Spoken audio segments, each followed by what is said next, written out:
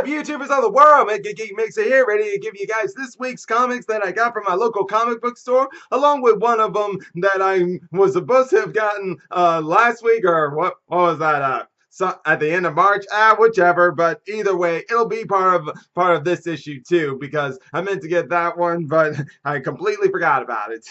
But either case, now let's just get started right here, because it's been so long since I did this, doing comics all together. I mean, I really like doing that. With sometimes some of them, I just want to do a solo of them for my reasons. But this one, I felt it was time to get back to doing the real thing here of doing comics together. So quick recap on all of these comics, starting off with The Flash issue 68. So ever since issue 66, we've been getting the original Trickster James Jesse back, and well, as we first saw in issue 66, was dealing with his history, and the next one dealing with him what he was doing to the city.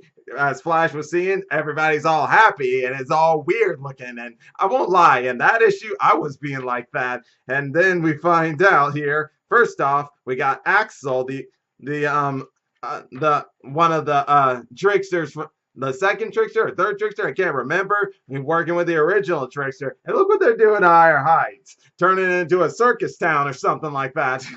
And that ain't crazy enough, I don't know what is. And then you got the fact that you guys remember Christine, who was working with Barry during the whole Higher Heights story arc. Well, it turns out she and Trickster have been in a relationship, but it turns out it may be because of what we have here. You see this right here? That's the Sage Force in that machine, and it seems to be turning everybody and turning everybody happy. While here you got Barry, who decided that in last issue CCPD was taken over, so he decided to just get captured and go to find out what's going on to see what the source of it is. Since he found that, since he saw it, he thought he figured it out.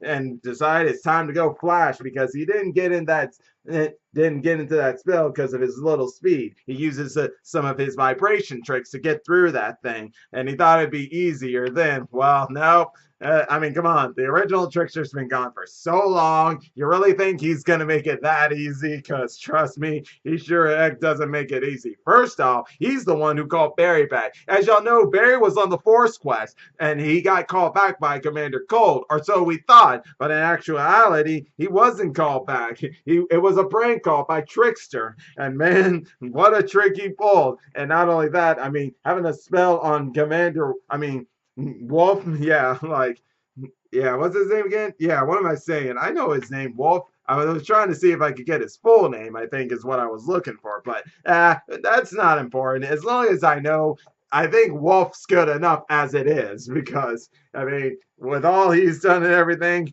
who needs to remember his whole name? But all the guinea pig stuff he did to Trickster and Iron Heights, you can see why this guy wants revenge. For one, besides Trickster escaping Iron Heights, he decided to just make him a ghost. That's what Wolf did, and Trickster doesn't like that, because he wants to be known. He wants to be popular. And, I mean, if that ain't crazy enough, I mean, the fact that he's got the Sage Force now? Oh man, what's gonna happen next? I mean, sure, the Sage Force has been making people happy, but at the same time, there's a double-edged sword to that. Everybody in Central City wants their happiness not to be destroyed. They don't care if it's by who, and now it's destroying Central City. Like crazy, man. Crazy. It's crazy. And if that's not enough, you think when Flash thought he had it won, it turns out he didn't. It turns out Commander Cold, the 25th century guy, is on his side. Not necessarily by will and league. No doubt it's the Sage Force under his control. And it turns out one of the best tricks that Trickster wants to do is the hope thing. Barry's all about hope. Well, he's going to break that hope. And look how he starts off. The legs are gone. What has he done? Oh man, I can't wait for the next issue finding out what Josh Williams is planning here. Because here's the thing: out of all the comics that have changed since the whole Rebirth thing has ended, and after Justice League Dark, it's really Barry's who seems to stay in the same story structure that what it was. And while everyone else has changed, some for in a better way, some more in a not so better way, like it's still okay. Such as Dan's interpretation on the Titans. Like when the roster changed, it was okay, but it didn't have that same feel you were getting with the Titans, the original Titans at the beginning of DC Rebirth, all the way before the whole Justice League Dark thing changed everything. Oh, because yeah, and the Titans in this one were all about helping those who got on with that source wall energy and how it gave them powers or was messing up their lives, such as Beast Boy, for instance. Like the whole Sage Force stuff. Well, that made him have a sort of monstrous appearance, a beastly appearance. Well, now it has cured him. Yeah, check it out for yourself, guys. Let me get to it. Let me get to it. Bum bum. Yes, he is now cure of the source wall energy. How's that? Well, first off, let's just say that it's been Mother Blood who's been having such a dealing with wanting to get this source wall energy and use it to her own bidding, such as the fact that she wanted to open up a door called the Bleed. The Bleed. That's an interesting name to say the least. Well, she's able to open it up and gain so much power that she's going to destroy this world that was created by a guy named Hinston, who, with the Source Force energy, was able to make his creations as a writer come to life. All these characters and people he created come to life in a world he was in. And it was making Mother Bleed grow stronger, that she'll destroy things to just get stronger and stronger. In other words, all that power get to your head, you just get more and more until you don't realize the things you're destroying. Well, luckily, Raven was there to stop it. And I will say, one of the things I did sort of like in this book was how, like, it was going back to when Nightwing and Raven were talking, and when he was talking with her about why she should join the team. And in other words, this book here just talks about how what Nightwing wanted for her as a member of the team to help out with the source energy started to show off right here, because it was Raven who stops her, and but with a little help from Garfield. And in the end, like, she saves Garfield because, like, he almost sacrificed himself and it went inside the door to where they would be lost forever. But Raven was able to save him, and also all the source and wall energy inside Beast Boy, as I said, cured him.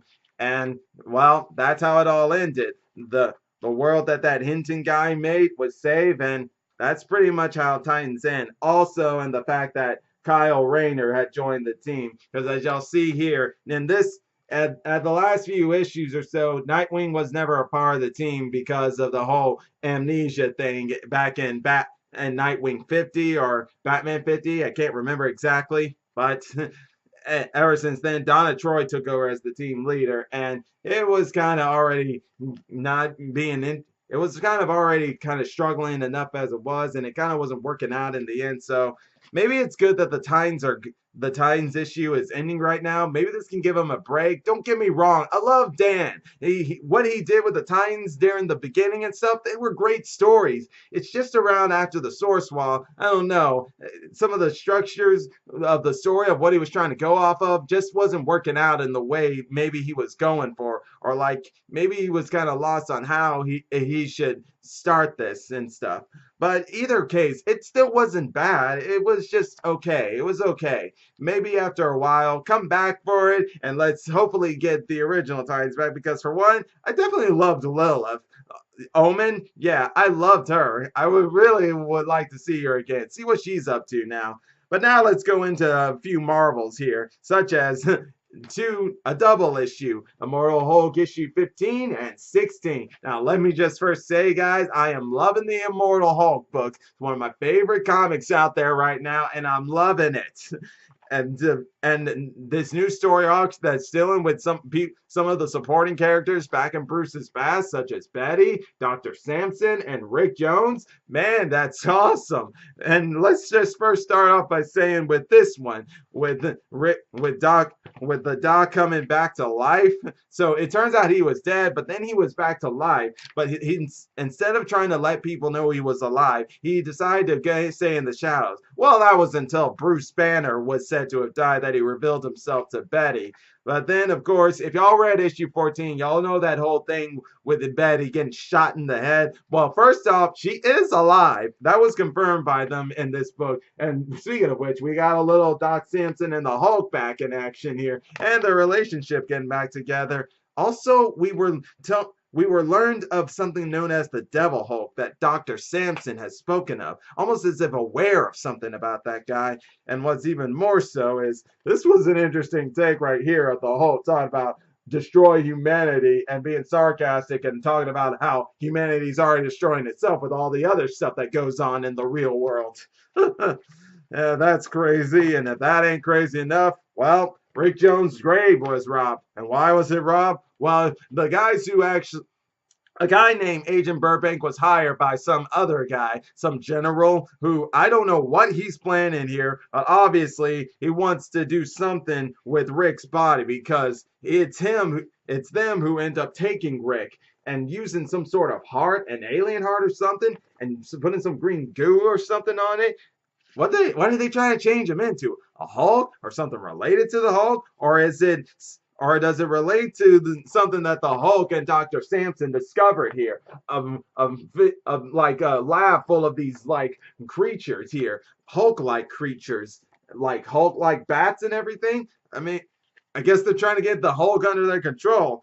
Well, see, it seems like some things don't change out there. And also, there was this woman at the beginning of this book, a girl named Jackie, who seems to have been following the Hulk stories for some time now. And I'm guessing she's going to play an interesting role as this keeps going forward. Because here's the thing. That guy who shot Betty in the head in issue 14 is back. And this time, he's able to force Hulk to change back into Bruce Banner here. Because here's the thing, with Bruce now being Immortal Hulk and only going Hulk during nighttime, all you have to do is get some light in there, and it works out well for you there. But here is where things got really interesting. And that was at the end when as Bruce Banner, he's saying, I ain't Bruce Banner anymore. I'm thinking, could this be that Devil Hulk that Dr. Sampson was talking about? If it is, what's coming up next? This is getting very interesting, folks.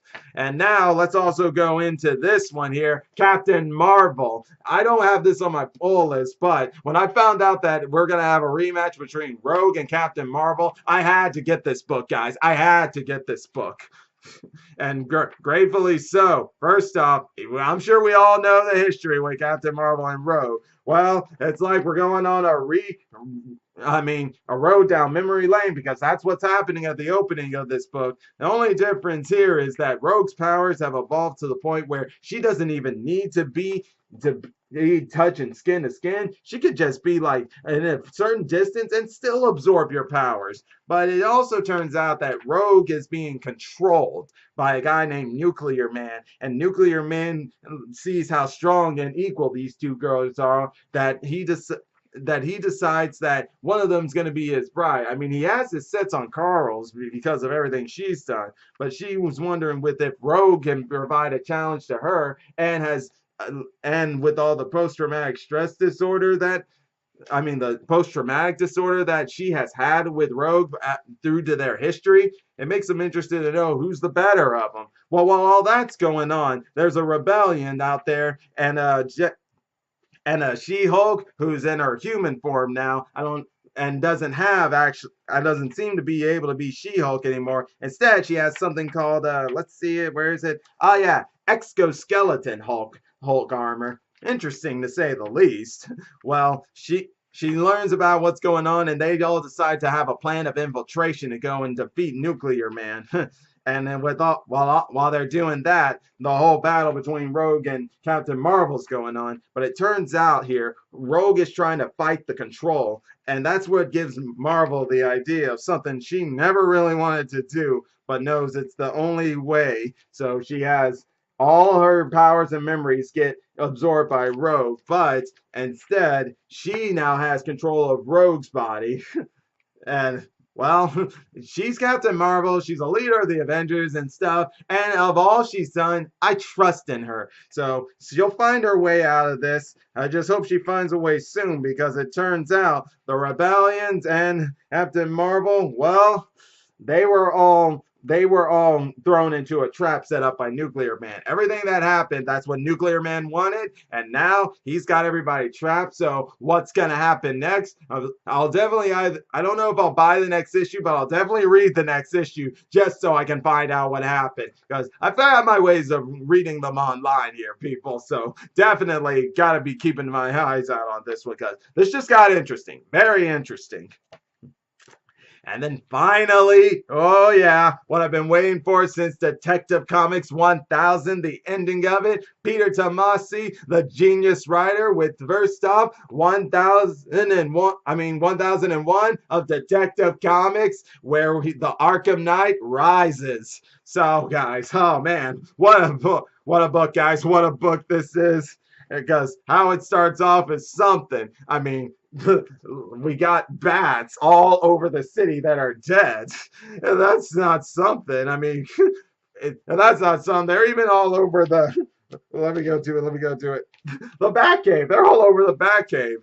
So they're happening everywhere around the city. Talk about sending a message to get Batman out there, because that's what Arkham Knight was doing. I mean, first Bruce is trying to do lab work all night until the next night, but he can't find it, so he has to go to Langstrom, Francine Langstrom, that is. And well, like, she's having issues of her own that she decides she needs to, let me get to it, go to the Man-Bat.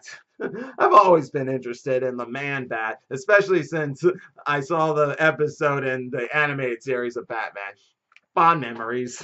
But either case, though, with her going off into to this bat exhibit over at the Gotham Zoo, while she gets cured by Batman, that's when things get hit hard. And around that zoo, and that's a ray of light that's happening, a big sun of light going up into the atmosphere of Gotham City. And if that ain't crazy enough, here comes Arkham Knight's knights. So Arkham Knight, yeah, at the beginning he's already knighting people.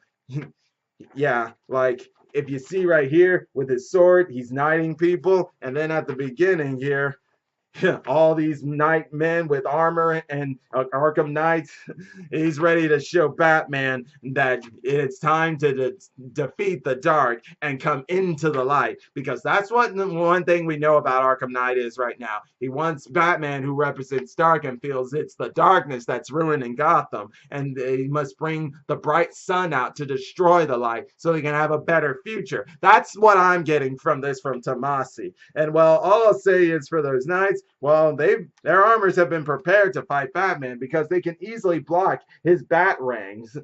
Yeah. Where is that? Oh, yeah, right here. What am I doing? Yeah, they're even able to block his batarangs, and some of the things they have can pierce his suit, so can break through his suit. So that's something in and of itself. But the real kicker here was at the ending, where, there you go, Batman. He's been knocked out by the Arkham Knight. Oh, man. And that's all of them, guys. But still, Peter Tomasi, great stuff. I'm glad you're somewhere around with Batman or Superman. I'm still hoping one day you can come back to us with another ongoing series of the Super Son. But until then, man, I'm glad you're on this. Great stuff. I'm loving what I'm seeing so far here. But I'll be all for today, guys. And if you enjoy my videos, all you got to do is click that like button, subscribe to the channel, hit the bell icon to be notified when I make more videos. Until then, Mega Geek Mixer signing out. Bye.